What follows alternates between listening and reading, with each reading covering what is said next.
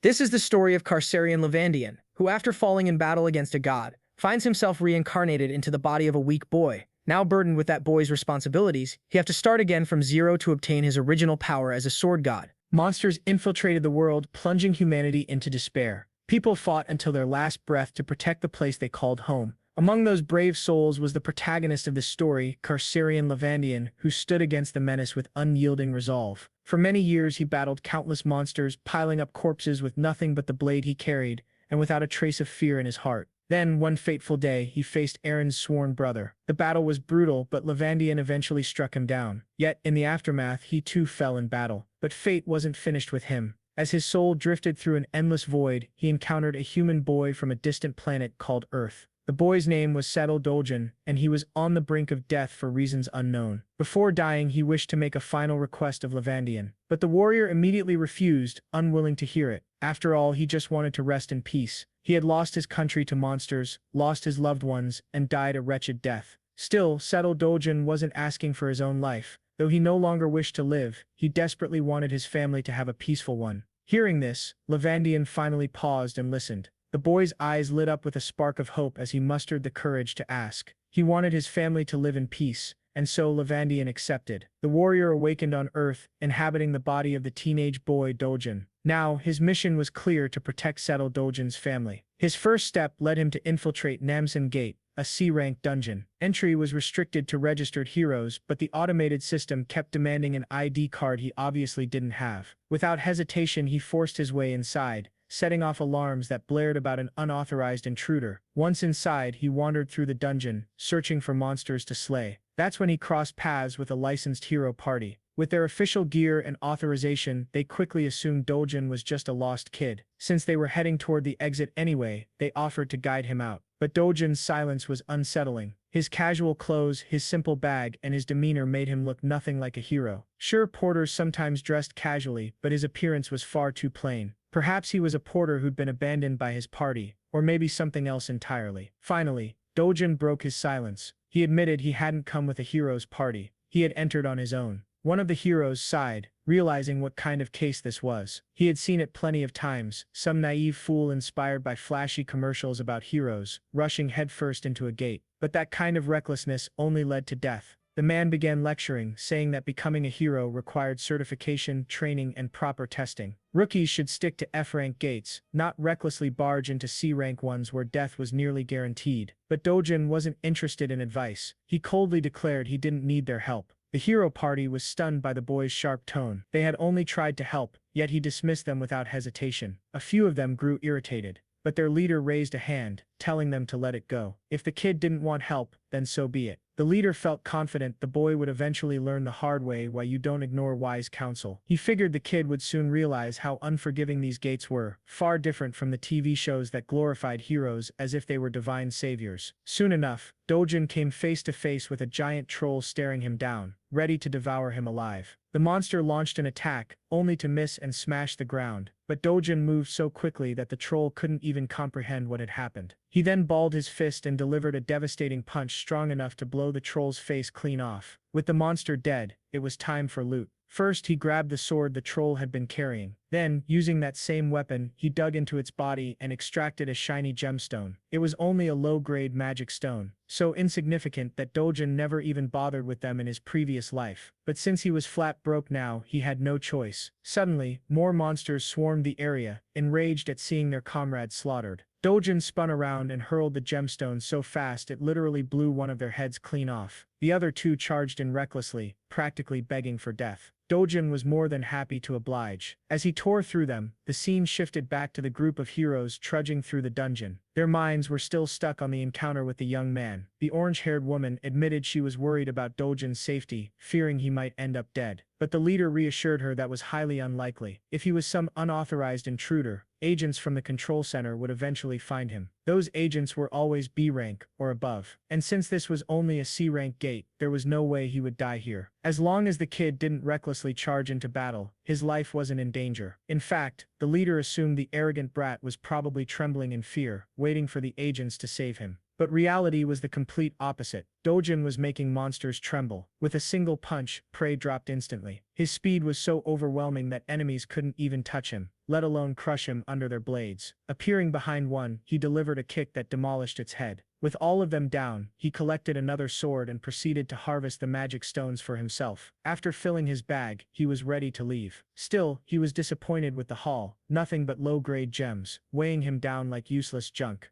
Just then, an agent spotted him and called out to his comrades. Before Dojin could fully turn, the suited men fixed him with a cold, sharp glare. They explained they were from the gate control center and demanded to see his hero registration card. If he was unregistered, he would have to come with them to the control center. Dojin didn't respond right away, which only made the agent tense up further. His tone grew even colder as he insisted Dojin cooperate and follow the proper procedures. The only response the suits received was annoyance carved into Dojin's face, the unnecessary drama killing his mood. Fed up, he simply turned to leave. Since words weren't working, the suits threatened to handcuff him if he refused to comply, warning that physical force could be used if necessary. One of the more impatient agents dared to grab his hand, threatening him with the injuries he'd sustain if he resisted, insisting that the responsibility would fall solely on his shoulders. The agent urged that it was in everyone's best interest to settle things with words, not violence. But Dojin had heard enough. He snatched the man's hand back and warned him to stop acting like a thorn in his path. The chilling threat made the agent instinctively flinch, a cold shiver racing down his spine. The other two pulled out their magic-infused batons, grade 4 staffs, powerful enough to subdue an orc, yet far too weak to injure someone like Dojin. With a sharp twist, he forced the agent's wrist back until the man whined in pain. Dojin then issued a final warning: they should leave now if they didn't want to lose the last shred of dignity they still had. Eventually, the duty-bound suits were forced to retaliate with violence. They swung their staffs, trying their best to land a hit, but none succeeded. Dojin retaliated with brutal precision, driving a crushing blow into one man's back before slamming his fist into another's stomach. Finally, he focused on the bespectacled agent, the last one standing. The man tensed, sensing what was about to happen. In an instant, Dojin blurred out of sight, vanishing into thin air. Panic gripped the agent as his target disappeared, only for a sneaky punch to slam into his gut, sending him staggering backward in pain. Fed up with the agent's persistence, Dojin began considering registering as a hero after all. One of the agents assured him that as long as he avoided shady or illegal activities, the control center wouldn't come after him. Curious, Dojin asked about something called a rift, a question that left the agent visibly stunned. Here's the quick context. This world was dotted with countless passages connecting to another realm where strange monsters lived. From the corpses of those monsters came gemstones harvested as valuable energy sources. Because of their importance, the government oversaw these passages to maintain strict control. Government-controlled passages were called gates. Uncontrolled or unsealed passages were known as rifts. Back with Dojin, he found it frustrating that agents followed him everywhere, accusing him of trespassing no matter which gate he entered. The poor agent explained that whenever an unregistered hero entered a gate, the control center was immediately notified and dispatched nearby agents. As for rifts, entering one was far riskier. Unlike gates, trespassing into a rift carried strict punishment, no warnings, no plea bargains. Dojin didn't care to hear more. Grabbing the agent by the face, he flung him aside like trash. By now, the man deeply regretted not calling headquarters earlier. This situation was far beyond his pay grade. As Dojin glanced back one last time, he thought about how pitifully weak the man was. The agent, clutching a fractured arm, shouted empty threats, promising to capture him and throw him in prison. The scene shifted to Gas and Digital Complex. Once a corporate hub, it had become the Hero Complex, a massive building where all trade in magic stones and dungeon spoils took place. These days, it was busier than ever. Dojin entered one of the stores that specialized in buying and selling stones. Behind the counter was a Gen Z clerk scrolling endlessly through social media. When Dojin announced he wanted to sell magic stones, the cunning shop owner immediately began boasting about his business, claiming this branch offered the highest prices in the country. Dojin placed his haul on the counter, a pile of low-grade stones still smeared with monster blood. The owner's face twisted in disgust, but he masked it and proceeded with the transaction. He politely asked if Dojin wanted coffee while the stones were being processed. Soon Dojin sat sipping from a cup while the owner carefully scrubbed the blood off each gem. When the cleaning was done, the owner tallied the haul: 12 low-grade stones, 16 medium-grade ones, plus 5 higher-quality stones. After deducting a hefty 40% commission, Dojin would receive about 5.5 million won. Dojin wasn't happy. It didn't seem fair. He had done all the hunting, risked his life, and spent hours grinding. How could the shop owner think he deserved nearly half the profit? The man smugly insisted he was being generous, charging only 40% when competitors demanded at least 45%. Confident, he even dared Dojin to take his stones elsewhere, claiming no one would offer better. Dojin didn't buy it. He calmly began repacking his stones into his bag. Desperate, the owner grabbed his hand and demanded compensation instead. 30,000 won for appraisal, 10,000 for the coffee, and damages for the towel ruined by blood. Altogether, the man insisted Dojin owed him 350,000 won. Dojin wasn't budging. Seeing his demands ignored, the owner resorted to threats, summoning 3 C-class heroes he kept as guards. The heavy hitters barged in, ready to deal with any trouble. Dojin responded with a cold glare, locking eyes with the owner. Moments later, the scene cut to the shop owner's terrified, sweat-soaked face. His earlier arrogance had crumbled. Dojin had effortlessly dispatched the 3 guards, proving who the real powerhouse was. With the threat eliminated, Dojin calmly negotiated the commission down to 1%. No questions, no arguments. The owner could only nod in fear as the deal went through. Dojin walked out with a fat stack of cash earned through his fists. Tell him to bring me my money. When he returned home, his grandmother and younger sister were stunned by the enormous amount of money. Grandma even suspected the bills might be fake. Dojin quickly covered it up with a lie, claiming the money came from lending cash to a friend whose business suddenly thrived. Grandma wasn't convinced her grandson had such a friend, but when Dojin insisted it was a childhood companion, she let the matter drop. Meanwhile, his sister was overflowing with pride, thrilled by the sudden wealth. Dojin, playing the role of a caring Oni-chan, patted her head and gave her hope for the luxurious life ahead. She jumped around joyfully, celebrating their newfound fortune. Watching her, Dojin realized he was making real progress toward fulfilling the dying wish of Seo Dojin, the body's original owner, to give his grandmother and half-sister Yoon Young a safe and happy life. That boy had vanished before Dojin could ever speak to him, and when he awoke, he had become Seo Dojin. Now, his sole mission was to ensure the small family lived safely and comfortably. For that, he had his eyes set on the safest house in Korea, a home worth 110 billion won. For him, making money won't be an issue as long as he regains his original strength. This world shares many similarities with the one he came from, the one that was destroyed.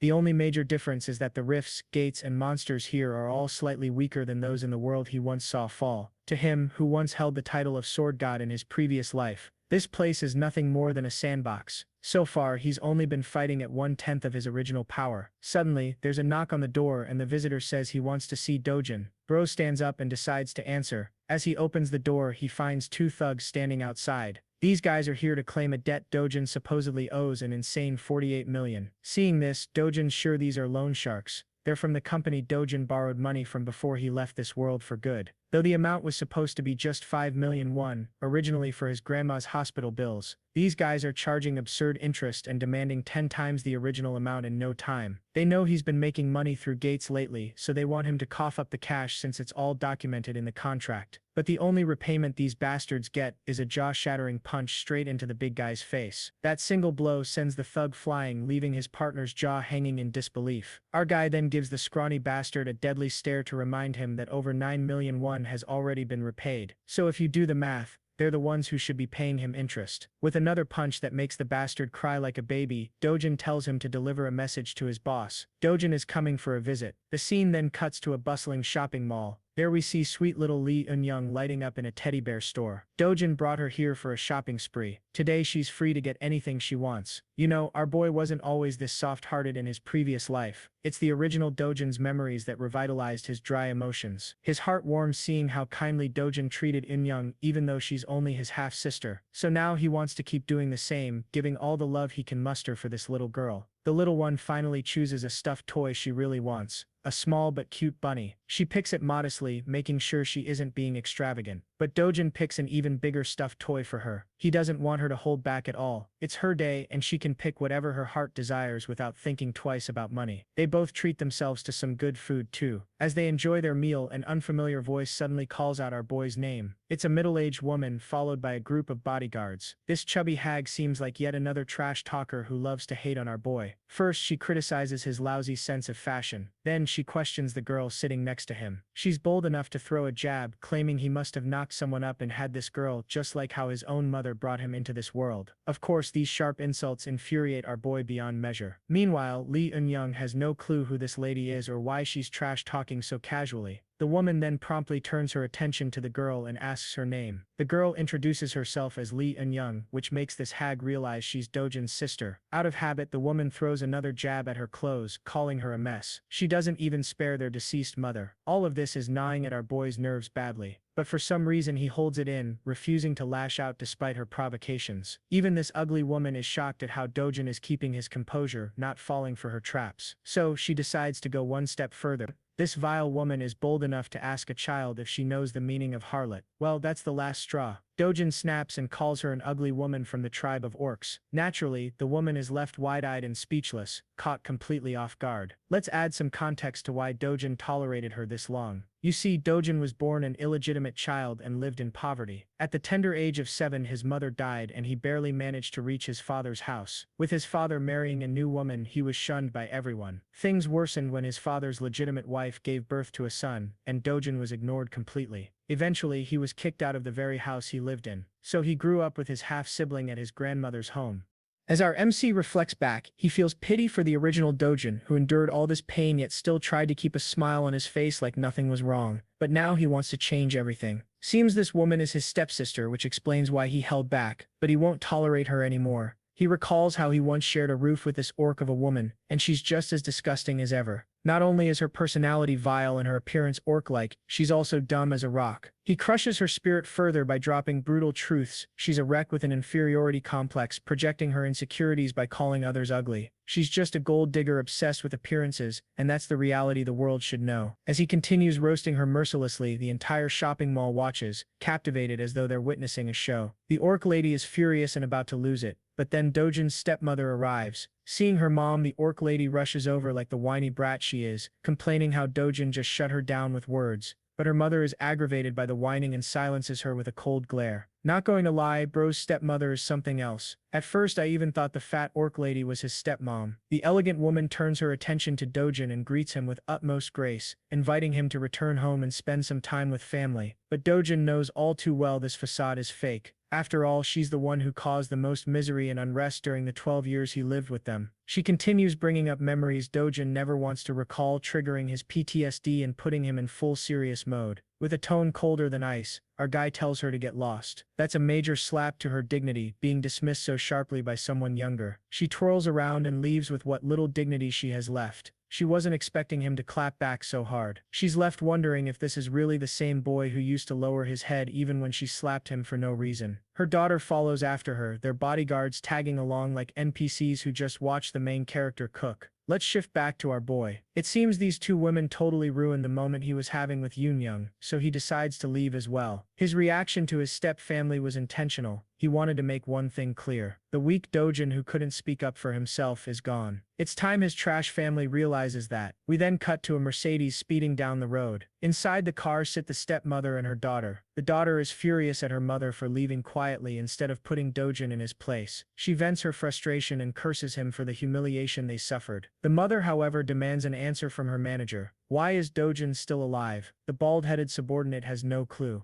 It doesn't match the reports. The woman snaps, screaming how it's impossible for him to be alive when they made sure the job was done. The poor man assures her he'll look into the matter again, and this time make sure the job is executed properly. Meanwhile, the clueless daughter has no idea what her shady mother has been plotting all along. She's rattled just hearing her mom casually talk about killing. Eventually, the mother poses a question to her daughter, wondering if she has feelings for Dojin. This catches the spoiled pig off guard, making her blush and flustered. No way she has a crush on our MC. Actually, she's just worried about Dojin dying because if grandpa or dad find out, they'll all be in serious trouble. The mother grabs her daughter by the mouth so hard that she silences her, drilling into her to stay the hell away from her business. The mother is dead set on claiming Dojin's life with no plan to spare him, especially not after he dared to talk back to her. Getting rid of him is the best revenge she can think of. A decade ago, the world took a turn into chaos with the appearance of the rift. This terrifying dimension gave birth to monsters spawning from its portal, driven by the single objective of slaughtering humans on sight. Their terror never stopped. It was ceaseless and eventually demolished the world, leaving scars of destroyed cities engulfed in flames. However, just as the dark forces appeared, so too came the light in the form of valiant warriors known as heroes. With their emergence, the first discovery of mana stones was made from the bodies of defeated monsters. Back to the present. Dojin's on the move, reflecting on how mana stones quickly shifted the world's dependence from traditional energy sources. Because of their key role, nations centered their attention on the emerging rifts, essentially staking claim to them so they could extract resources. With the current state of the world, all industrialization is now completely reliant on the concept of gates and the strength of heroes, and because of that, the profession of a hero reaps enormous rewards. A consistent high salary can only be achieved by becoming a proper hero. Dojin arrives at his destination, the Yongjong capital establishment. I know that's a mouthful, but you'll soon see why he's come here. He steps into the building, and at first glance, the boss and his cronies look like your average run-of-the-mill thugs, trying to intimidate people with their ugly mugs. But Dojin stays completely chill about the situation. The boss puts out his cigarette and points out our boy's audacity. Not only did he beat the crap out of his goons, but he also had the guts to show his face at the door. It shows Dojin really doesn't give a flying fudge about anyone. He cleverly tells the organization's owner that in reality it's actually Dojin himself who has suffered the real loss. That statement sounds ridiculous to the boss, so he demands clarification. Dojin explains he's come here to receive his well-deserved compensation. After all, he's endured mental, physical, and material losses because of these clowns.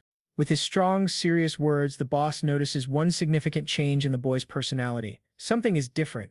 Dojin is no longer the soft-spoken spirit or gentle soul he once was. Added to that, this same kid destroyed the lackey the boss sent to his door. Naturally, the boss suspects Seo Dojin must have experienced a unique kind of awakening inside the gate. Despite this, the boss acts arrogant, telling Dojin his newfound confidence will become his undoing. The hypocrite accuses him of being overconfident and to back up his claims summons a group of grumpy men to intimidate him. Of course he can pack all the muscle he wants, but compared to the experience of a sword god, they're practically insects. The boss keeps running his mouth, saying that even awakened people end up dying like dead weight, like low-class heroes. The funniest part is that he still assumes Seo Dojin is nothing beyond the level of a D-class hero, and that his organization could easily stomp him. Meanwhile, Dojin lounges on the sofa, calm as ever, while five guys glare him down. Without a shred of hesitation, he orders the boss to sit the heck back down. The boss is astonished at his tone, especially when Dojin emphasizes with a serious face that he's not done talking. Hearing that, one of the men decides to grow a pair and challenge him. Amusingly, Dojin calmly removes his glasses, which only adds to their confusion, and then he gave the guy a Mike Tyson special straight into the guy's face.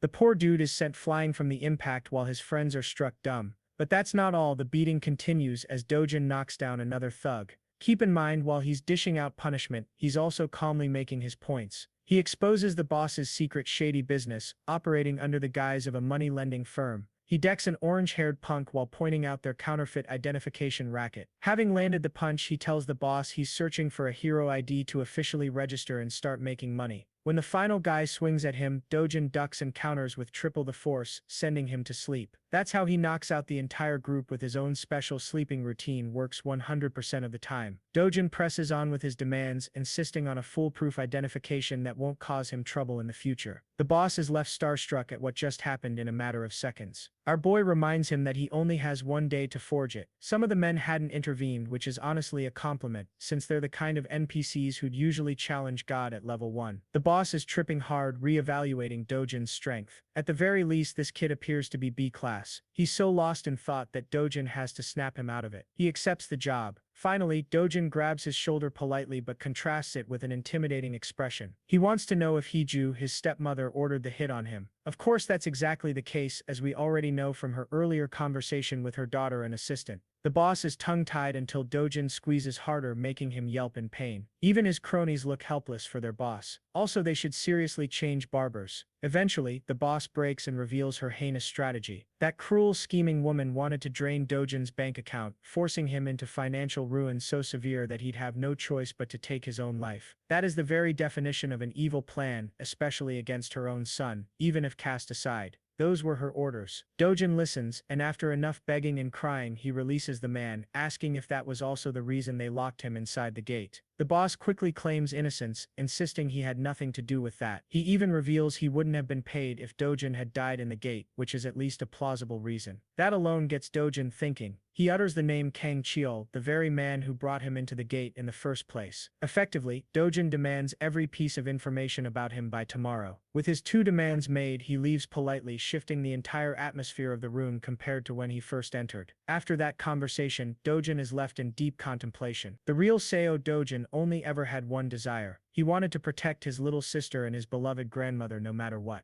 On top of everything that happened, it just added another layer of misery and showed the kind of life the poor kid had to endure while being helpless. But not to worry, because the sword god was ready to do what he must in order to set the record straight. The following day, guess what? Our boy was officially registered, and he also received a B rank rating, which was convenient, unlike all the other stories where the main character just ends up at the lowest possible rank for style points. Tapping the card on the machine, he proved the card's legitimacy because it synced his identity with the system. However, it warned him that the rank was still lower than the dangerous quest he was about to take. This was actually pretty annoying to our boy, who thought that maybe he should have forced the bastard to assign him a higher rank so that he wouldn't run into these problems. Despite the system's repetitive warnings not to enter a gate far above his level, Dojin didn't care and went in anyway. Let's talk about the specifics of the Night Island gate. It was actually just a B-rank gate, but the logic didn't mean a B-rank hunter could survive it. Heroes were always recommended to be a class higher than the gate rank for mission safety. Anyway, the scale of the dungeon was considered rank D, which meant it was spread out and would be difficult for solo hunting.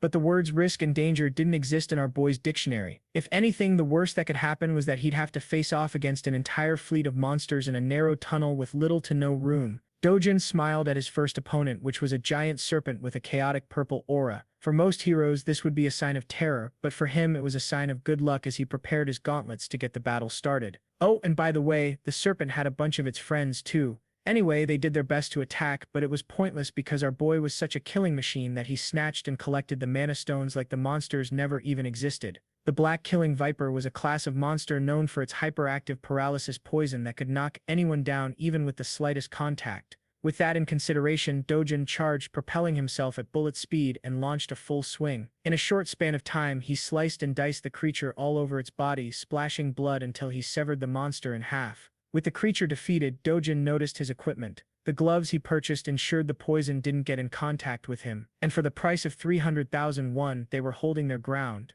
Returning to the hunting session, Dojin turned his attention to 4 more of these ugly, limbless lizards and began blasting right through their heads with his powerful speed. More and more blood splashed out until the vipers were sent to the afterlife. Dojin stood there, busy searching for a bunch of magic stones by clawing into the monster's flesh. To his disappointment, there weren't any around, but this was according to the rules of the previous world. In that world, these monsters only had a drop rate of 3% for mana stones. This meant he had to hunt down at least hundreds of them for good loot. Walking along, he discovered skeletons lying around. You might think it was the boss, but it's a huge-ass snake. Anyway, Dojin thought it was a good thing this big guy appeared because now he wouldn't have to worry about getting lost anymore. Spiraling into an immediate strike, he planned to end the battle quickly and return home. But then an unexpected thing happened. Despite having successfully landed a brute strike, his punch didn't have any effect on the creature. Bro just gave him a tattoo on the head instead. While he was in the air and unable to dodge, the creature bashed him into the wall with its tail. Dojin sat there, crash-landed. It probably gave him a reality check about the boss monster's strength. The creature whipped out its poisonous fangs and hissed at him like the average girlfriend when she's hungry. It attempted to bite him down, but luckily he evaded. Using the momentum of his evasive maneuver, he bolted right back into motion with a powerful punch that connected with the creature's body and left more cracks against its hard shell. From this second attack, one thing was made clear to him: the boss monster had an unusually tough exterior, making it a greater challenge than the rest of the vipers he had disposed of. The shell was so powerful at his current level that he couldn't penetrate it with one strike alone. This reversed the situation on him, making him question if he should aim for a different battle strategy. At his original strength, the sword god would have mopped the floor with this beast. But then suddenly he noticed something: the sword of the warrior who lost his life fighting the boss. And now you guys are about to know why he's called the sword god and not the fist god. Even though the weapon was extremely worn out after the fight, he grabbed hold of it, believing that a sword was only as competent as its wielder. With that knowledge in mind and the blade armed in his hand, he walked toward the monstrous snake. The creature propelled itself forth to strike him down again, bursting with incredible speed. Dojin responded by leaping high into the air, proudly declaring that the creature should be honored that he was going all out to kill the beast with a sword. Despite the sword's crap condition, this guy unleashed so many flashing cuts in the span of a few strikes that the snake's body was left eviscerated. The serious fight turned into a funny conclusion, with the snake dying in the background while our boy's sword was reduced to dust. It was a good thing he wiped the creature out before the blade gave up completely. With the boss monster dead, Dojin thought of a smart idea that I don't really see many other protagonists implement. He took one of the creature's fangs, believing it could be refined into a nice short sword. Considering this his reward for the journey, he exited the gate. By the time he stepped out, it was already a starry night outside. He had spent more time in the B-rank gate than he thought, and with the way things turned out, it only pushed him further to pursue and restore his strength back to full. He was also a bit happy that his old friends didn't get to see this weaker version of him, because that would have been embarrassing. Back from the hunt, he went to appraise and sell the magic stones. Before him, there was another hero who came to present his great stash of mana stones. The cheap-ass receptionist treated him like crap and pointed out that the commission rate was the same at 40%. Even the innocent guy could sense the scam behind that overly high rate. He even called it out, stating his concerns and calling himself a normal guy. The receptionist, just like he did with Dojin, clarified that their rate was actually the lowest among all the appraisal trades. The gate center's rate was 5%, but that was without taxes. From the perspective of the sleazy appraiser, this was a great deal for heroes to earn good money. The cash was handed to the hero, who didn't really complain much except for concerningly asking about the dude's messed up face. The funny thing was how this guy was still repeating the same script even after getting his face bashed in. Bro played it off, stating that a psychopath first obliterated his guards and then left him with this treatment. The hero thought it was actually the fault of the receptionist for keeping low-ranking guards around at the C-rank level. After all, rank wasn't the only thing that mattered in their world. Skill played a huge role too. Rank was actually a false representation of one's abilities and only updated to keep the system intact. The hero wisely mentioned that people of the same rank had a huge variance in skills and abilities, so they couldn't all be treated the same. The joker of a receptionist just wanted him to stop yapping and leave already, which he did, offering to help the little dude out if he ever needed something. As he left, our boy walked right past him, looking as cold as ever. Upon seeing him once, the receptionist flinched and bugged the hell out. He pointed at Dojin, shouting that this was the psychopath that made a mess out of him. Turning back to face them both, the hero was actually pretty impressed. He noticed our boy's lean physique for his height. Still, the fact that he made a mess of the guards spiraled the man to gear up for a fight, questioning if he was the troublemaker. The one thing I liked about this guy was that he wasn't offended over petty reasons. He genuinely believed that Dojin was misusing his powers as a hero by bullying civilians in his normal life. The receptionist enjoyed the show, knowing this guy was actually a 7-year veteran hero. If something happened here, the man had plenty of connections he could use to drag Dojin down by name. Without giving a damn about who he was, our boy turned back and simply told the boomer to piss off. This only provoked the guy further because now it really looked like Dojin was challenging him. Dojin asked if the guy was looking for exact revenge. Hearing those words, the veteran hero was provoked. However, being a responsible hero and with all his experience, he knew it was unwise to take battles against other heroes, as it almost always resulted in deaths. It's actually an even higher rate of death than a fight against monsters. Recalling that fact, Dojin calmly turns his back, leaving the receptionist speechless. Dojin turns to the sleazy appraiser and asks if he's got a problem he wants to bring up. Before the guy can answer, he tosses a bag full of magic stones to appraise and convert into money. These precious shiny stones are all high-grade magic stones, which really begs the question of who this guy really is from the receptionist's perspective. After calculating, the total comes to 150 million. It seems like a lot at first glance, but to Dojin it's far too little for a single day's worth of hunting. He asks for the cash, but the receptionist reminds him of the commission rate they need to calculate beforehand, which draws a scary look from our boy. Remembering that the rate is only 1% in their deal, he cools down and tells the guy to hand over the rest of the amount. Inside the mind of the hilarious appraiser, he wants to beat the hell out of the guy for having so much audacity, but that's only in his imagination. Speaking of which, the receptionist explains that there has to be approval from upper management for such a huge amount. Without wasting another breath, Dojin demands that he get the approval immediately. The guy quickly phones his boss, whispering the details of the situation. But before he can smoothly wrap up a deal, Dojin snatches the phone and directly tells the boss to hurry up with the payment. The boss is fine with doing so but asks for the phone to be handed back to the employee. Returning it with pleasure, Dojin accidentally smashes the phone into the wall. The employee trembles at the sight of his shattered device as Dojin instructs him to quickly prepare the money now that things are cleared up. And that's how the receptionist prepared numerous bags full of cash for the transaction.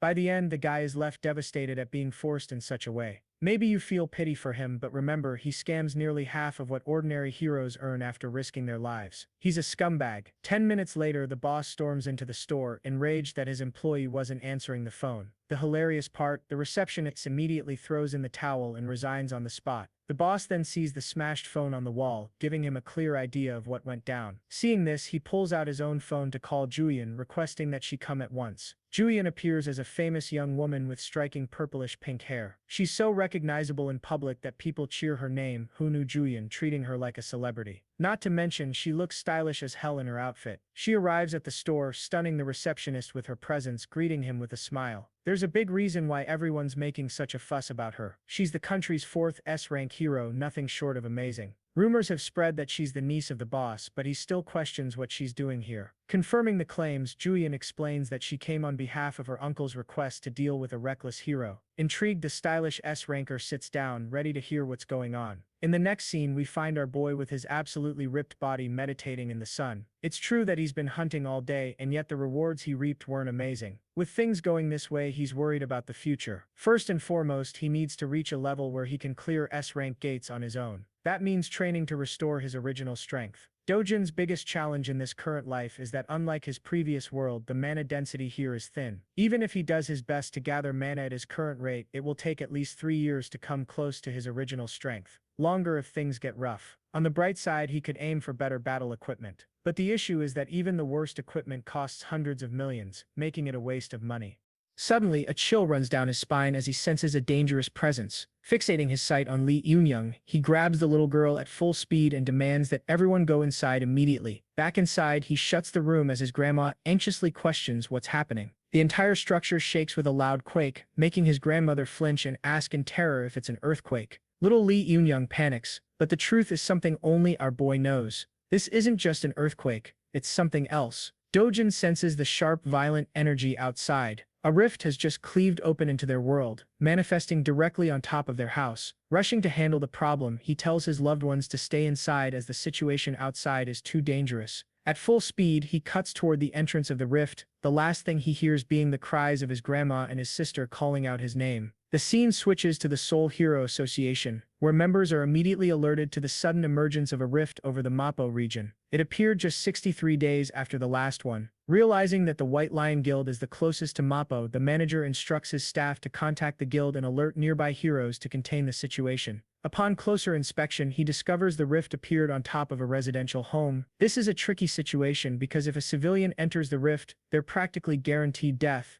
Not to mention, the rift won't allow anyone else to enter afterward, and if the person inside dies, it will trigger a monster wave in 10 days, wreaking havoc on the region. The wave would become so uncontrollable that Seoul's safety would be fully jeopardized. The manager is curious about the person who entered the rift. Turns out they know Seo Dojin has taken action as he's the resident of the home. According to his grandma, he entered to protect his family. From this, they assume he isn't a hero, which complicates matters because the chances of an ordinary civilian returning from a rift are nearly impossible. This leaves the entire staff in despair, helpless to act. The next scene shows Dojin's furious stepmother, Hee-ju, seething at the news of his awakening. She can't believe it. Her assistant reports that while he hasn't officially registered with the Hero Association, they've confirmed he awakened from his last gate experience. This frustrates her because Kang Cheol was supposed to finish the job but instead made her target stronger. Enraged, she smashes her fist on the table, questioning why they couldn't manage to kill him themselves. The fact that they also took money for a failed job only fuels her anger. Roaring at manager Lee, she declares her frustration with Kang Cheol, sending him a message if he doesn't kill Dojin personally, he'll owe her 10 times the amount in return. But to her surprise, her assistant reveals they may not even need to contact him anymore. A new rift has appeared directly on top of Dojin's house, and since he entered, it's almost certain he won't make it out alive. Hee-ju is delighted, calming down as she orders the assistant to monitor the situation until more news arrives. Meanwhile, our boy has just arrived in the rift's domain. It's a forest, specifically the forest of Petishua, the same place he once enjoyed in his youth. The forest is recreated exactly as he remembers, even the rich mana inside carrying the same weight. Following the path, he smiles at the sight of the mighty world tree. This divine tree exudes pure mana, the very core of the world's stability. When the old world fell, it began with this tree being incinerated, forever disrupting the flow of mana. But here in this rift dimension, the tree remains intact, exactly as he remembers it. Though unaware of the cause, one thing is certain: he has a chance to reclaim the mana he lost by absorbing it from the tree. Meditating beneath its excellent flow of mana, our boy's strength becomes clearer and clearer. He spent more than 3 days sitting exactly like this, forgetting to eat, drink, or even tend to his bodily needs. 10 whole days passed, and all he could focus on was harmonizing his breathing. By the end of the 10th night, trouble came looking for him and disrupted his meditation. These alien-like creatures are called the Volcana, and they've come to burn the tree just like they did in the past. Only this time, our boy is there to prevent the tragedy from happening again. The creatures lunge forward to attack him while Dojin regrets not having a water element sword to wipe them all out with ease. The burning monsters roar as they make their way toward him, but our boy is overflowing with mana now, so much so that he no longer cares about a weapon. He himself is the weapon, and those hands are rated E for everyone. Extending his hand toward the monsters, he exerts so much authority from his mana alone that it knocks one of them down. The second creature is stunned by his ability. Let's break down what just happened. What he used there is called mana release, and it's not exactly telekinesis. It's a blaster type attack that detonates raw mana as a strike. It had been a long time since he used this ability in such a way, considering he had been low on reserves all this time. Anyway, the Volcana creatures aren't done yet. To retaliate, they release charged blasts from their mouths. These pulsing laser beams shoot straight toward our boy, who appears calmer than ever. His mana alone is enough to shield him from damage. Stepping toward the creatures ignited with a burst of mana, he remarks that he's finally protected the world tree. Now he's ready to play around a bit and enjoy the fruits of his training. The ugly bastards prepare another energy blast attack, but our boy quickly catches two of them and forces their mouths shut. Their own attack builds up inside until it explodes, leaving behind a headless corpse of flames. The bodies wither away, dropping two valuable magic stones for him to claim, but that's only a couple of them down. Dojin is ecstatic, thrilled to unlock something called the Eternal Ember. After defeating these monsters, joyfully cutting his way through and smacking them down with a grin, he's finally glad to steal a massive load of mana stones from them. The one-sided slaughter continues until he wipes out every last one. Dojin has basically hit the jackpot with how many stones they're dropping. Among them, he also discovers a small coin or seed glowing gold. This is the Eternal Ember, which he picks up in his hand. With this, he regains control of even more of his power as he crushes the ember and unlocks its flames. Normally, the ideal strategy here would be to keep absorbing mana from the world tree. However, his body has already reached its physical limit for mana absorption. The second method is absorbing the ember itself, which completely alters the state of his mana, transforming it into fire mana. And he does exactly that as his body erupts with a rush of flame energy. In his previous life, he had no need for this and ignored the Eternal Ember entirely. But now it's required for him to absorb them fully, and it takes about 10 minutes just to complete one. Luckily, he's collected a whole batch, so his goal is to absorb as many as possible. Meanwhile, the appearance of the rift sparks public interest. Reporters swarm around his house while agents and association staff protect the area. Bang Xianggu is furious at one man's arrogance for entering the rift prematurely. Then we meet another key figure, Kim Hyun, our protagonist with blue hair. He sympathizes with Dojin's decision to save his sister, but Xianggu doesn't buy it. Instead, he accuses Dojin of rushing in like a greedy fool, ignoring the consequences. If Dojin were to die in the rift, the entire place would become a detonation ground for monsters to pour out. That's the real issue. Kim Hyun asks for Gilma's input, but apparently Gilma has decided to just stick to protocol. Kim Hyun also questions the recent rise of rifts appearing across the globe in places like the US, China, Switzerland, Turkey, and the UK. Gilma is having a hard time managing them all at once, especially since this phenomenon doesn't happen every day. Some nations easily contain the threat, but South Korea is facing a disaster all thanks to one man. Xianggu is so pissed that he wants to beat the crap out of the guy inside and is begging the rift to spit him out already. Speaking of the gargantuan Purple Gate, 28 days have passed since its first appearance. The same amount of time Dojin has been inside. The Hero Association is panicking, already classifying the threat as a level 1 wave. Dojin's identity hasn't been revealed yet for privacy reasons, so the public only knows him as an ordinary person. But while the world is clueless, the boss of a money-lending organization catches on quickly. His assistant confirms the report, verifying Dojin's involvement. Kim Eon, the right-hand man of the president Wang Chang, is curious about Dojin's chances of survival. The assistant claims that an ordinary person has less than a 1% chance of survival, but the mere mention of Dojin as ordinary makes Chang laugh. After all, that same ordinary person put his men in the hospital and left them bandaged for weeks. From the world's perspective, they're vastly underestimating him. Chang then asks about the survival chances of an awakened individual. For that, his assistant explains it depends on the hero's level, making it hard to judge without proper data.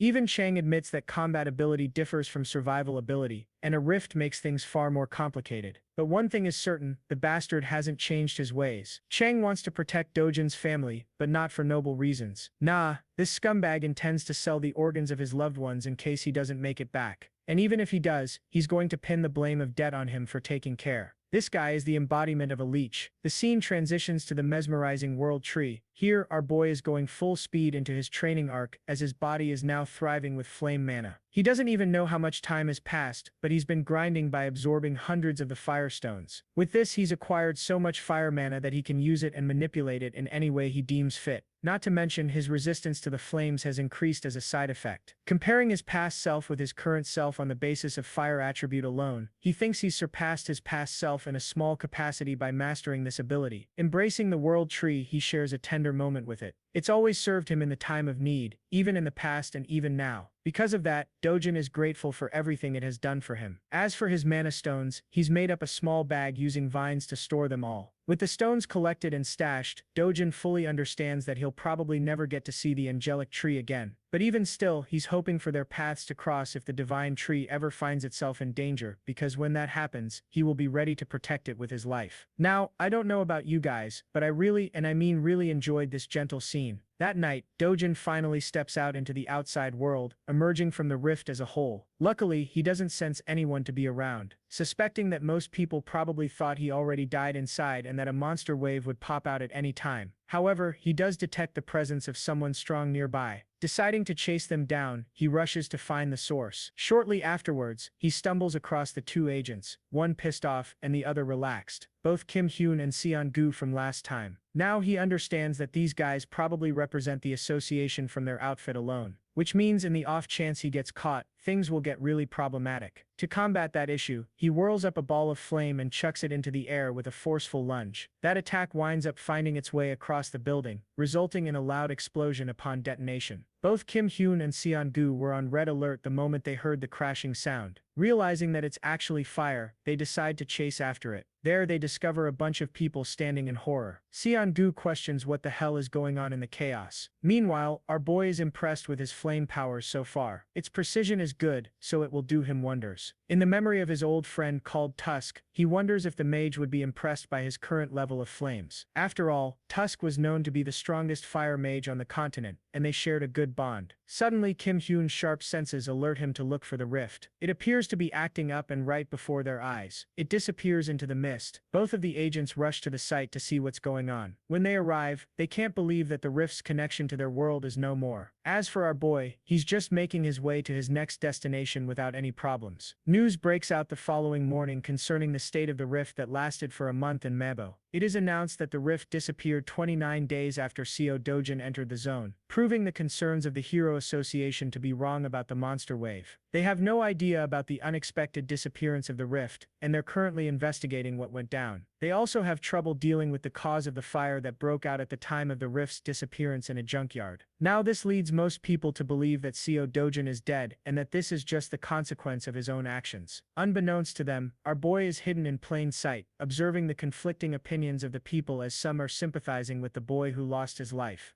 Unfortunately, the disappearance of the rift is devastating news for our MC. He's heartbroken that he can't interact with the World Tree anymore. Even though he can't protect the World Tree, there is still one other thing he can protect in his life. This brings us right back to the HCS capital. Inside, the idiots are busy celebrating the death of Dojin, believing they can easily get rid of the old granny and his sister afterwards. Changs is just the kind of guy to squeeze people to death after all. One bastard even talks about letting the little sister grow up so they can use her in other ways. While they're chatting without policing their own words, a familiar voice greets them and demands to see their boss. The scene cuts there and we shift to Chang humming and going about his day. Satisfied that Dojin is finally out of the way and dead for good, his assistant reviews their appointments for today. Apparently, he's free for the most part except for a lunch with another CEO. Hearing that, he's happy because tonight he can enjoy partying to his heart's content at a club under Miss Kang. It's basically senseless chatter until he steps into the building, and as he climbs the stairs, he finds his men being tossed around like playthings.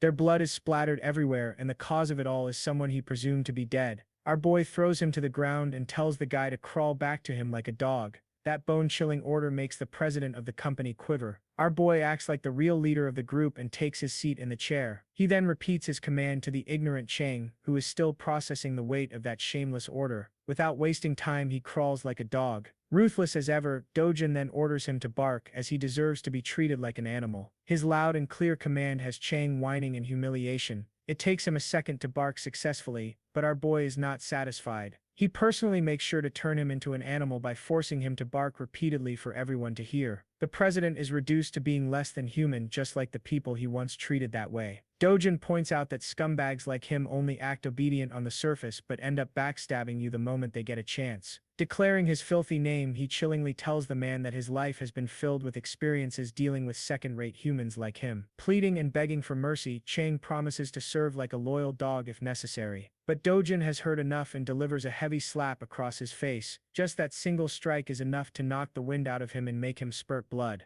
His assistant watches the scene unfold until his name is called. Dojin addresses him as the new boss of the company and advises him to stop working under a bastard like Chang. Knowing how easily men like this turn their backs, he orders the assistant to kill Chang with his full permission. Of course, it's a task too much for a competent servant like him. He apologizes and objects, stating that their leader has many connections, so things will get really bad if he's the one appointed boss instead of Chang. On his behalf, the assistant pleads with Dojin to spare the guy just one more time. However, Dojin doesn't want to play around with meaningless words in front of them. He suggests wrapping Chang's body in a barrel and erasing all evidence by shoving it into the endless ocean. After all, that's exactly the kind of thing these guys excel at doing. Seeing as the boss's men aren't willing to comply, our boy takes a different approach. Dojin threatens the entire group that he'll toss everyone into the gate as monster food if they don't carry out his order. Just the mere mention of that has Chang reduced to a pathetic mess. He can't take it anymore and keeps begging for his life, promising he won't ever betray and will always serve under Dojin. Now this puts the hero in a bit of contemplation. Although he could kill Chang right here and rid himself of all his problems, something about him has changed in this life. Admitting it himself, Dojin has grown softer compared to his merciless past self, so this time he agrees, offering the man a hand.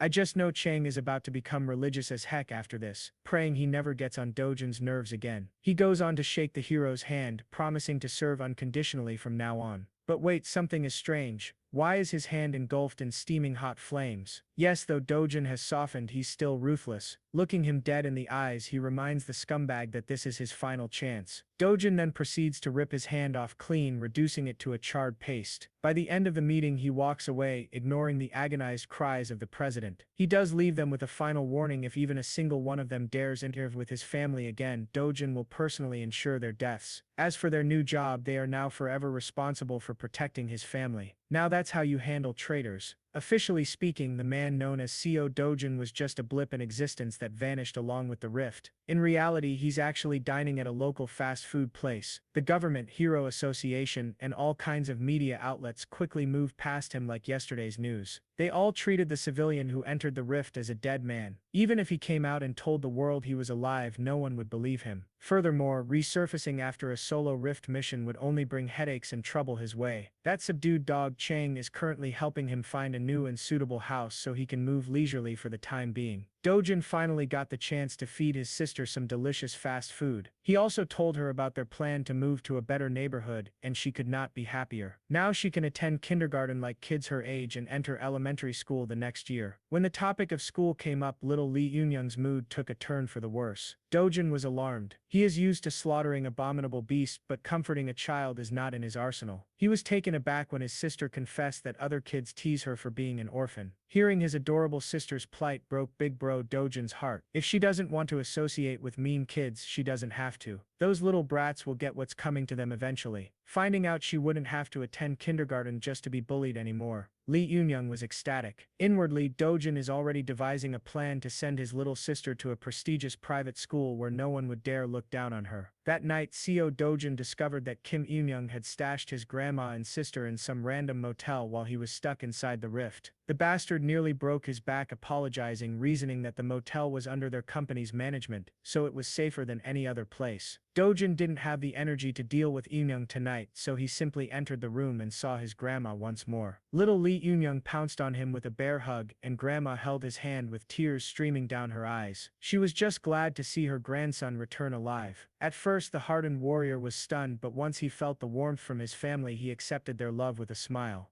Little Lee Eunyoung had taken a liking to this restaurant, so they'd been dining there a lot. Today, she asked questions about Big Bro's job as a hero. When asked if she liked having a hero for a brother, Lee Eunyoung nonchalantly answered that she did not. While it's cool that heroes are strong and brave, they are also constantly in danger fighting terrifying monsters. Sometimes they even die. and little Lee Eunyoung just wants her brother to live with grandma and her for a long, long time. Dojin had been so used to mindless bloodshed, having someone worry about his well-being was a new feeling. In the harsh world of the past, he was the last human survivor fighting monsters and creatures beyond imagination. In the process, he lost many things. Now, in this second chance at life, something incredibly precious has appeared by his side. Feelings he had long forgotten are resurfacing. In this world, maybe he can live happily, maybe he can finally enjoy a quiet life filled with joy and love. While he was feeling warm inside, Korea's Hero Association was in shambles. Tae Wong, founder of the Korea Hero Association and director of the World Hero Federation, had been stressing over the recent rift incident, or rather the lack of one.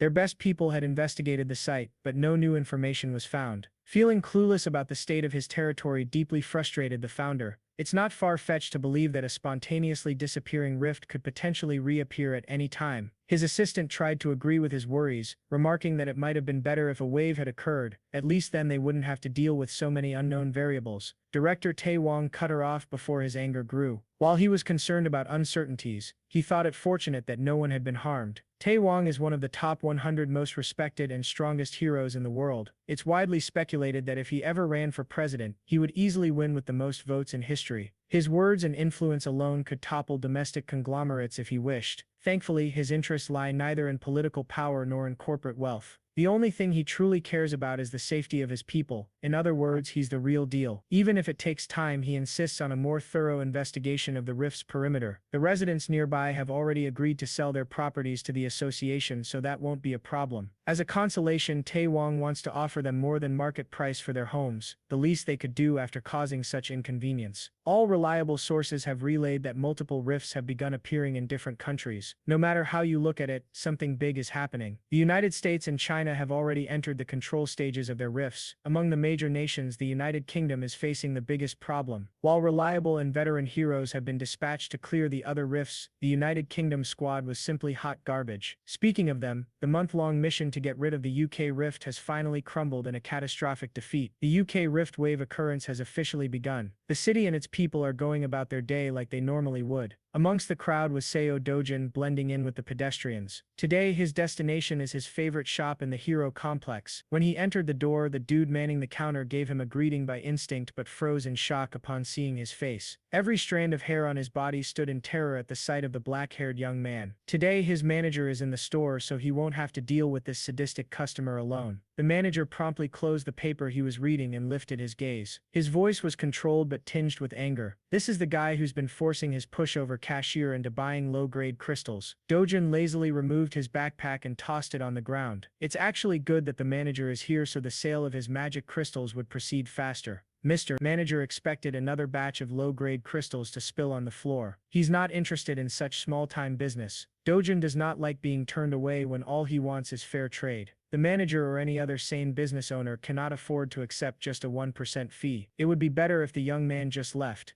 Dojin asserted that refusing to do business with him would be a massive mistake that Mr. Manager would regret. The manager continued shooing the young man away, not even bothering to look at the bag. This is the last warning he'll give before things go down. In response, Dojin kicked the backpack, spilling its contents across the tiles. Being experienced crystal traders, both the cashier and the manager immediately recognized the properties of those rocks. That crude bag was actually filled with the hero's magic crystals, a legendary treasure that money cannot buy. Dojin has a rough idea of how much these things are worth. He knows he's holding premium stuff. You see, the hero's magic crystal was once used by an infamous Mexican drug lord, Querzaman, in New Age drug manufacturing. One night, a laboratory accident changed the course of his life and the world's perspective on such a little rock. The hero's magic crystal caused Querzaman to awaken as a powerful hero. Since then, the crystal has become a priceless item for hero awakenings and mana enhancement. Such an incredibly rare energy source can only be classified as an ultra-high-end product. As a power move, Dojin ordered the schmucks to pack their stuff back up, and he left. Mr. Manager quickly changed his dismissive and arrogant tone into a welcoming one. He even escorted the young man to their VIP seats and offered drinks while his cashier polished the crystals. Dojin enjoyed flipping the situation on its head. 1 second he was being driven away, the next he was sipping on an iced beverage. His opening demand was full price with a 0.5% commission. As soon as the manager showed any sign of balking, he threatened to pull the deal. In prior trades, Dojin had agreed to 1%. Now he was lowering that already abysmal rate even further, frankly just out of annoyance. In response, the manager lowered his head and tried to give the sincerest apology he could muster. But Dojin was tired of hearing empty apologies. They could either accept his rate or he'd take his business elsewhere. It was that simple.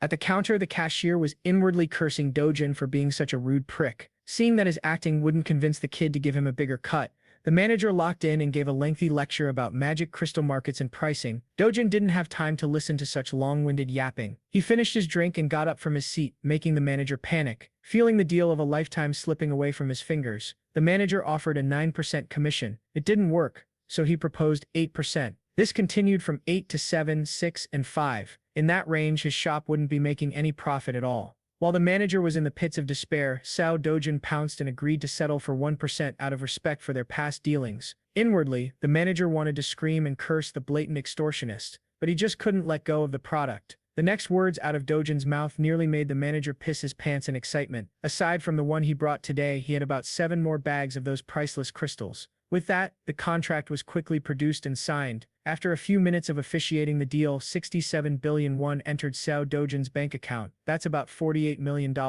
At this rate, his 110 billion won house didn't seem so far off. The problem was that getting more high-grade magic crystals through normal gates was a time sink. If he could find a way to freely travel through rift zones, he could easily farm treasures like a madman. While looking at his phone screen, an administrative message was sent out to everyone in the country. The wave outbreak in the southern region of the United Kingdom had finally been announced to the general public. In the meantime, everyone was banned from traveling to the UK. After reading about a real problem in the real world, Dojin lost interest in messing with the shop manager. In the past, no matter the country or which association was involved, he might have intervened to seal the rift himself. But he's not that guy anymore. He has more fulfilling matters to attend to. Tonight, dinner is on Dojin, and they're getting expensive meat. Little Lee Yunyung's mouth watered at the sight of pork and beef marbling over the grill. The expensive meat and succulent side dishes just kept on coming to the table. Worried that they were spending too much given the price tag on the menu, Grandma slowed down and asked her grandson if this was okay. 250,000 won for 100 grams is pretty steep. Dojin dismissed her worries right away. After making a killing with his crystal harvest, they could eat as much as they wanted, and it wouldn't even make a dent in his bank account. Lee Yunyung's first bite made her fall in love with the taste of the wildly luxurious beef. Dojin kept adding more and more to the grill as Grandma watched in apprehension. Hell, another package of fresh ribs, prime ribeye, strip loin, and skirt meat was on its way to the table soon. At this point, the scale was just ridiculous. How could 2.5 people even finish that much food? While Grandma was underestimating the appetite of the protagonist. To ease her worries, little Lee Yunyung convinced Grandma to give the expensive stuff a try. Unable to refuse the offer of her sweet girl, Grandma caved. One bite of that expensive meat was all it took for all her worries to dissipate into nothing. Afterward, the happy family enjoyed their extravagant dinner filled with smiles and laughter. Unbeknownst to Dojin, an attention-grabbing young woman just entered the restaurant. The necks of the other guests almost broke wherever she passed by. The woman made a beeline towards Sao Dojin and decisively called his attention. She just wanted to talk with him for a moment.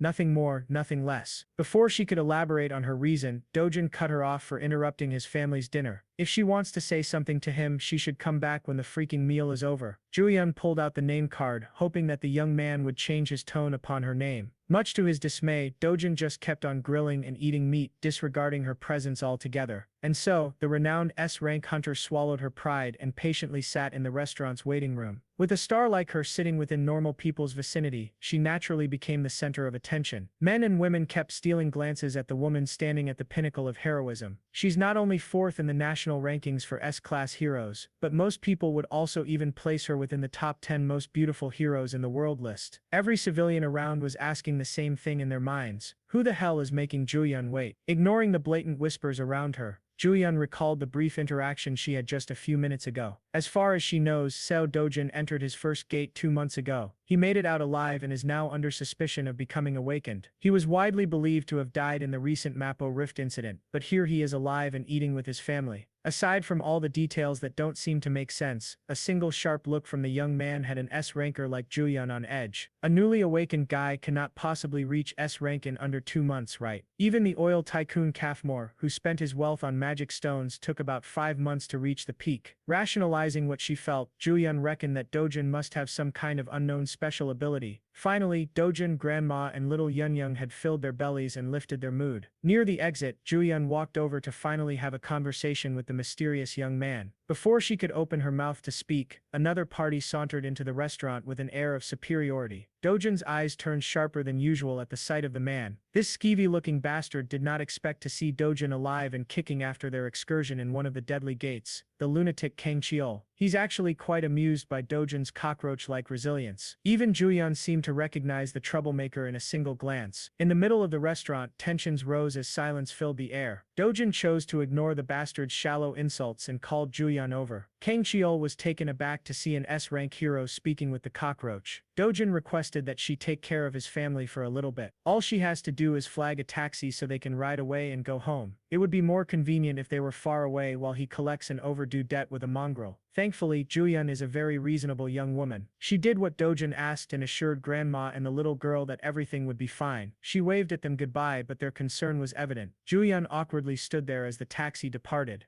As soon as they sped away from the restaurant, a resounding and crisp sound of slapping echoed inside the establishment. With his loved ones out of the picture, Dojin could finally drop the act and slap him. He moved so fast that Kang Chiol did not even see his swing. He only felt the stinging pain in his cheek. Embarrassed by such a humiliating attack, Kang Chiol gritted his teeth and charged forth to retaliate. One of the servers tried to break the fight up, fearful that the Awakeners might destroy the whole restaurant if the conflict escalated further. Her reasonable request was met with unreasonable violence. Fortunately, she wasn't harmed too badly. Dojin calmly told everyone to get out and clear the room for their safety. Kang Chiol is really easy to trigger. He's a muscle-brained idiot who can't even think of good trash talk. For that, he was punished with another strike to the face. He was completely caught off guard, feeling a knuckle make contact with his head. Kang Chiol is the bastard who locked the original CO Dojin in a gate, leaving him for dead. Even though he was not the one personally slighted, our MC still harbors a deep resentment for this face, and he wants to talk. Kang Chiol, the goblin-looking goon, snickered as he brought up how that evil stepmother of Dojin's made the whole thing happen. Seeing that extracting info from this idiot was a lot easier than he thought, Dojin pulled his phone out and pressed the record button on the video app. He just needs a clear and concise recording of the confession, and his life will be a lot simpler in the future. Once again, Kang Chiol was insulted by his nonchalance. He gathered power in his fist, called Dojin's mother a whore, and attacked with unmatched intensity. He intended to finish the job he had failed. He wanted to kill CO Dojin once and for all. Unfortunately for the big goon, his primitive attacks were no match against the expert manipulation of Chi. Dojin met the violent punch with a soft touch and sent the enemy's fist flying as though it had just hit an impenetrable bouncy barrier. Kang Chiol had never experienced something like this before. Normally, he would just brute force his way through anything and everything to kill. Now, it seems like he's going up against someone far beyond what he can comprehend with his tiny little pea brain. Suddenly, he was pushed off his feet. Dojin followed his body's trajectory like a hunter playing with his prey. Sounds of fists cracking a skull echoed throughout the restaurant as the server from earlier tried her hardest to dial the police. Before she could press the call button, a dainty hand pulled the phone away. With a bright smile, Juyeon assured the server that she would take care of everything, so there was no need to involve the authorities. The server was just glad to see a comforting face in the middle of her breakdown. Slaps, scratches, and punches landed throughout Kang Chiol's body, not giving him any chance to catch his breath. As far as Juyeon knows, this lowlife is a B-rank hero. With that rank, there are not many people who could beat him up so helplessly. Based on this beatdown, Dojin might be classified as an A rank. Well, even if that's true, the fight still seems a bit too one-sided. Before things could get any worse, Juyeon carefully called Dojin to stop for a moment. She's just worried that Kang Chiol might die if the beating goes on for longer. Deciding to listen to her words, he dropped the goblin goon's limp body on the ground and wiped his hands. Seeing as there's clearly some vendetta between the two, Juyeon asked the young man how much he knows about Kang Chiol. Dojin might not know the whole picture, but he knows enough about the bastard to exact vengeance. Juyeon warned him that this piece of dirt, Kang Chiol, is connected to Kang Chiong, an S-rank hero. Well, Dojin already knew that fact, and he didn't see any problems. Juyeon had never met anyone so reckless and insane. This dude doesn't even care about whatever consequences he might face at the hands of an S-ranker. Juyeon elaborated that Kang Chiong is very protective of his delinquent cousin. This restaurant incident will surely reach the ears of that powerhouse. When that happens, blood will be spilled. Dojin scoffed at Juyeon's worries. He's the last person who would be afraid of some hotshot S-ranker. More than the problems for the future, he's more annoyed at the fact that Juyeon knows so much about his life. Now that the goblin goon is down, Dojin's enmity has transferred to the nosy S-ranker. Face to face, the feral young man stared her down. Ju-yun was not a pushover by any means. She won't cave from a simple, intimidating eye contact. Changing the subject, she apologized for the sudden visit and brought up her agenda. She was just asked by her uncle to come by and talk. After she found out about the bag of Hero's magic crystals he sold off, Ju-yun wanted to get her hands on the rest. She is willing to buy every piece he has, no matter the price. Dojin warned her that it won't be cheap. He has a lot of precious treasures stockpiled after all. She assured him that the assets of an established S-rank hero are beyond normal people's imagination. Well, it's not like he's opposed to selling his goods. He just has one condition before transacting. It's nothing much really, just a little favor. At least for someone as renowned as Ju-yun, that is. Elsewhere in the city, the sound of expensive alcohol bottles hitting the floor could be heard. Dojin's evil stepmother was crashing out upon learning new information about her allegedly dead stepson. Her people were so sure that the kid died in the rift. Yet now she's receiving word about how Dojin survived like a resilient cockroach. Press F for Baldy here. Having a boss like her can't possibly be fun. You can't blame him for the misinformation. Even the Hero Association labeled Dojin dead. Evil stepmother didn't want to hear excuses. She wanted actions instead. To make things worse, they just received news about Kang Cheol's defeat at the hands of Dojin. At this point, it's safe to assume that CO Dojin already knows who's really responsible for his attempted murder. Hearing that she might be implicated, evil stepmom gulped in terror. She's not afraid of Dojin. She's more concerned about the trouble it will bring when her father or husband finds out about her dealings. She can cover everything up, but if word gets out to the media, the group's stock price will plummet. So she ordered her people to intercept the media. If they mess up, T Group and W Group will surely cut all deals and advertisements. First and foremost, the police must also be on their payroll. In that regard, evil stepmom's people had already moved to cover all bases. Knowing that they had at least a little competence eased some of the weight on her shoulders.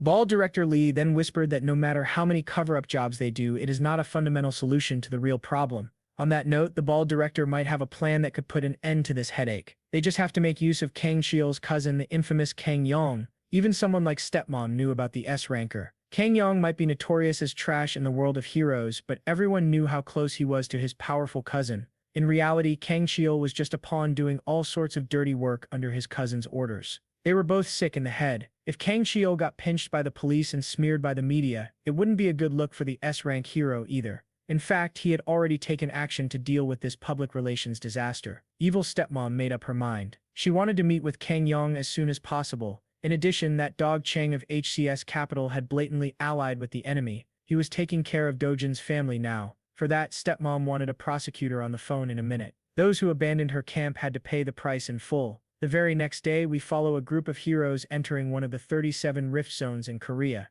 Among those rift zones, 5 zones were being turned into secured gates. The rest could only be raided by heroes affiliated with hero associations on coordinated schedules. Today, Miss Ju-yeon was leading a team herself. With her S-rank ID, she had practically limitless entries at any gate. Among the diverse crowd of heroes equipped with fancy equipment and weapons stood a young man wearing a beat-up hoodie. Ju-yeon had chosen a ranker Ju-young in Ju Guild as a temporary group for the hunt. It was very rare to be a part of an S-ranks hunt, so they were hyped. Ju-yeon reasoned that she simply wanted to do something fun and stretch her muscles a little bit. In reality, she had to set up this whole situation just to give the young man in the back clean entry to the gate. CO Dojin agreed to sell the rest of his magic crystal stockpile at market price to Ju-yeon if she let him into the restricted rift zone. He just wanted to earn more money by hunting in higher level zones. While it was true that rift zones housed all sorts of treasures, going into such a difficult one for a guaranteed profit without fear was just insane. Well, she didn't really care either way. She just needed to get her hands on those hero magic crystals. After a few minutes of traversing a dark tunnel, the group finally came out the other side to a brightly wooded area. Unable to rein in her curiosity, Inju started bugging Ju-yeon about the real identity of the young man shadowing their party. Ju-yeon just introduced Dojin as someone she knew, but no one was buying that half-assed answer. Inju speculated that he might be Queen Ju-yeon's boyfriend. Tired of all the buzzing, she gave Inju a partial truth and confessed that the young man was there because she owed him a favor. It's not every day an S-rank hero owes someone. While the party was lost in their respective conversations, a giant shadow blotted the sun from above. Everybody turned their eyes to the skies and saw the beast. Being an A-rank guild, the Cleo heroes instantly responded by drawing their weapons and getting into their respective positions. The first encounter was none other than the fearsome cockatrice. Like the expert raider that she was, Ju Yan took charge and barked clear and concise orders. Jinju and Du Yan were in charge of defense while Xiongno aimed for the legs. Before she could finish assigning everyone their roles, a figure blurred as he shot past everyone. With a single impactful leap, he closed the aerial gap between him and the flying beast. Dujin disregarded the long-winded group plans and leaped for a one-on-one with the bird. The guild heroes were slack-jawed. They had never seen someone so brazen. Gathering energy in his fist, Dojin prepared for first blood. Prior to his charge, Guildmaster Inju was stressing over her bad luck. They were barely inside the gate and a troublesome opponent had already shown itself. Before the group could organize and get into position, Dojin had already dropped his bag to the ground. While Ju Yan was calling the shots, he was bursting through the air like a speeding bullet. He was an absolute speed demon. In one jump, he neutralized the bird's aerial advantage. Up in the skies, he took control of the field without a problem. His fiery energy was thick and burning. The overgrown chicken did not have the speed or reaction time to block the incoming attack. As a result, it was forced to eat a full-powered punch to the beak. Dojin landed in front of the group. He didn't even break a single bead of sweat. The cockatrice was on the verge of death, the mark of his fist visible on the side of its face. The guild people stood dumbfounded alongside their S-rank carry. They bore witness to the brutality of what happened next. Dojin lifted his leg and started stomping on the bird's head until it was reduced to meat paste. It might seem like too much, but killing a cockatrice requires a lot of force. With every stomp and kick, the sound of skull cracking and blood spurting mortified the group. Now Inju is really curious as to who that guy is. In all honesty, Ju Yan wasn't really sure herself. All she knows is that Si Dojin is a really strong human. While calling him simply strong is a huge understatement. There are only a select few heroes who can do what Dojin just did. Killing a cockatrice in one blow is no ordinary feat. Ju Yan downplayed the achievement by bringing up her sister. That woman belongs to that elite list of outstanding heroes. Still, Inju can't just get over the fact that a hidden powerhouse is among them. She watched the entire sequence and was in awe the whole time. Ju Yan took note of the young man's monstrous power and decisiveness, her curiosity deepening. She turned to Inu with an impromptu change of plans. For now, she wants to go to the center with Dojin, leaving the rest of the group on the outskirts.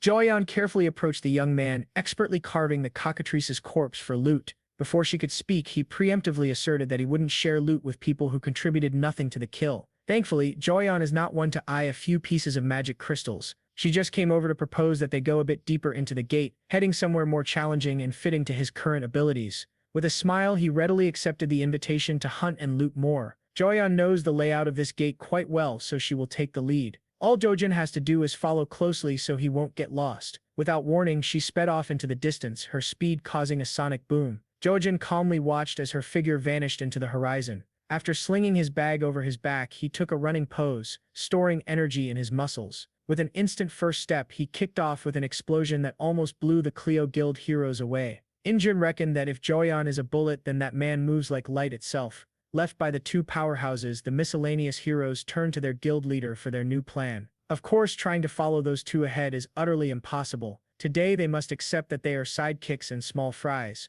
Nevertheless, this is still a decent gate with plenty of monsters to hunt around the outskirts. In the outside world, normal people praise them as powerful A-rank heroes, but in front of a real S-ranker, they are not even worth mentioning. Joyeon and that man are leagues above the entire force of Cleo Guild. Speaking of those two, their race across the woods is proceeding hastily. While maintaining breakneck speeds without much effort, Joyeon kept checking her flank for signs of Dojin. Upon seeing no signs of the guy, she started softening up and thinking that she might have overdone the initial run. While she was thinking of slowing down, Dojin suddenly appeared by her side, asking if they could go a little faster. Joyeon's concentration broke and she almost tripped. She had never experienced something like this before. Someone can actually keep up with her in terms of racing. When it comes to speed, she's in the top 2 in the nation, but that list might need to be updated given how Dojin is making her eat dust. A few moments later, he made a stop to tease her for being slower than expected when she was clearly running to flex her speed. While the S-ranker caught her breath, Dojin turned his eyes onto the view on the horizon.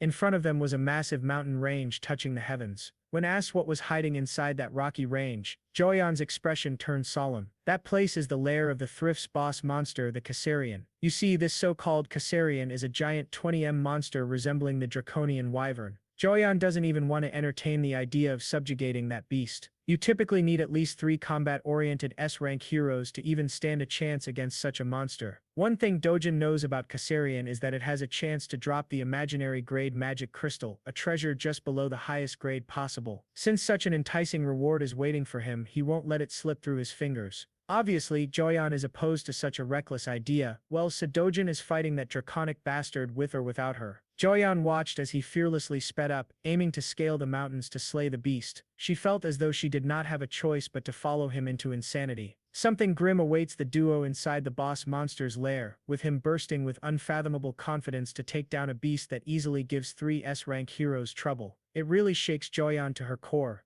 Do you know what's even more shocking? When she arrives at the site, she finds the same creature, the Kassarian, dead at her feet. The fight's already over and she has absolutely no idea what the hell went down. Our boy casually plucks his knife from the creature's corpse, leaving her at a loss for words. Joyeon mirrors her shock. The creature he just downed isn't just any boss monster. On that note, she talks about a prominent hero known as Park Hae-yul who fostered a reputation for hunting down monsters like the Kassarians. Though he's an S-rank himself, the first time he went to hunt down the Kassarian, he was cautious enough to take 30 A-rank heroes along with him. And yet, even with all those precautions, the A-rank heroes didn't make the cut and were all slaughtered in the attempt. Park Hae-yul was the only known survivor of the group who clung to the edge of his life by the end of the boss fight. From that moment onwards, the guy decided to rematch with the same monster, only this time he was armed with 1 more S-rank and 100 A-rank heroes behind him. It's practically a small army at that point. The fight was brutal. They focused on piercing the creature's wings and negating its flight. The Kassarian of the time was then overwhelmed by a barrage of attacks from the heroes. Despite this, only a handful of heroes remained from that battle, the rest butchered by the beast's wrath. The damages they incurred that day were so prominent that Hale's guild, the Sweet Life, has yet to recover from it 3 years after the event. And yet, this one average-looking Joe has defeated the same Kassarian monster without much trouble. The funny thing is, with her constant glaring, he reminds her that she ain't getting any of these precious gems for standing around fighting the air. The remark may have annoyed her, but Joyeon is more focused on the ridiculousness of the man before her eyes. If she wasn't there to witness the battle, she would never believe in such a conclusion. The same terrifying Kassarian was taken down and obliterated in a single strike at the hands of one man. As for Dojin, my boy has successfully harvested the awesome-looking magic stone from the creature's body. He stares at it and tells her that he no longer cares about having an escort to guide him. From this point onwards, he's fine on his own. He also denies taking the rest of the valuables obtained from the dragon's body, such as its claws and teeth. Showing little to no regard for them, he turns back to reject her plainly, leaving the S-ranker stunned for life. Instead, he'd rather focus his energy on collecting the monster crystals. He even goes as far as to allow her to keep all of those valuables to herself as a form of payment. Joyeon takes a look at the creature for a moment and reaches the conclusion that she also doesn't need anything from the beast. It's evening now and the rest of his group is shocked that one guy managed to collect 3 bags full of magic stones. It's an unbelievable sight even for the competent A-rankers for their guild to have obtained the same amount. It would have taken them a minimum of 20 hours and from the quality of the ingredients even more than 3 days. It begs the question about the man's identity, and they're all staring down at Joyeon, who brought him along in the first place and yet appears just as confused as them. Based on Joyeon's own words, the A-rank guildmaster can't fathom how Dojin was able to beat the Kassarian without any proper equipment. With this accomplishment alone, he stands at the top of the hero ranks in Korea, unparalleled in his might. They really just said, our boy is built differently. The A-ranker even thinks that he might be the strongest in the entire world at his level. It amazes her. Speaking of the guy, an exhausted Dojin returns with more bags on him. With just 1 day of hunting, he's already collected so much stuff. At this point, the group is starting to think that no one will believe them if they reported this to the outside world. Dojin's godlike power is the definition of insanity to accept. Speaking of which, they're explicitly told not to drop a word of what happened here today in the outside world, something they have to ultimately accept.